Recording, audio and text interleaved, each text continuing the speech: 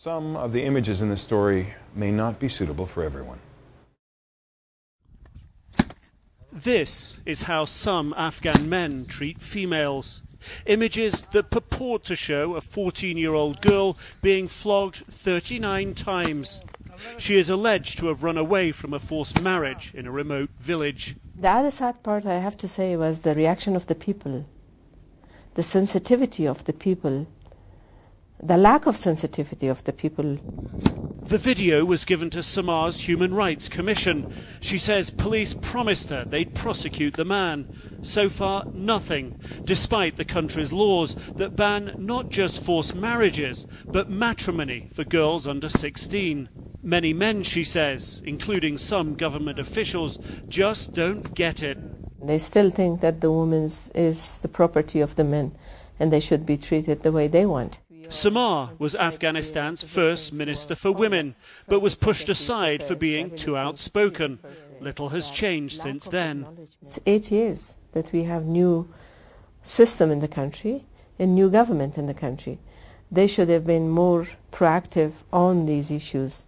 But the central government has a lot of political issues to deal with, primarily making peace with the Taliban, and needs support from the conservative outer provinces. No one has an exact figure for exactly how many girls are forced into marriage. Estimates vary as high as 60% or more. And attitudes here are so ingrained that one government minister was recently reported as saying shelters like this one are an evil. Here they deal with the fallout of these everyday attitudes about women. Since January alone, we've had 115 cases of forced or underage marriages. Sukaini is typical of recent cases. 15 years old now, she was just 13 when a family forced her to marry her 45-year-old cousin. My husband shaved my head, threatened to kill me and drop my body in the well, she says, so I ran away. Sukaini is one of the lucky ones. The shelter is helping her get a divorce. She tells me she doesn't want to marry again, just get the education she never had. But even at this shelter in Kabul, not everyone can be helped.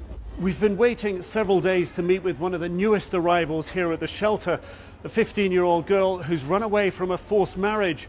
But within hours of arriving here, several parliamentarians called the shelter, demanding she be returned to her family. At the shelter, they fear if they do that, she'll be killed. A few days later, police came and put her in a juvenile detention facility. Only now have prosecutors authorized her to come back here. But the shelter's problems are only just beginning. Well, the family has said that they're definitely going to take her back. And even if that means that they're going to bring the whole province to Kabul to stage a demonstration in front of our doors, they'll do it. Can you afford to do that? No. No, because I think we have about 60 women in our shelter right now, and 22 children. So it's not just her safety at risk, but I have all these other people to worry about as well. The shelter is powerless, no one to defend them. In the city, as in the countryside, she says, too many people prepared to sit back and do nothing, and that's all it takes. Nick Robertson, CNN, Kabul, Afghanistan.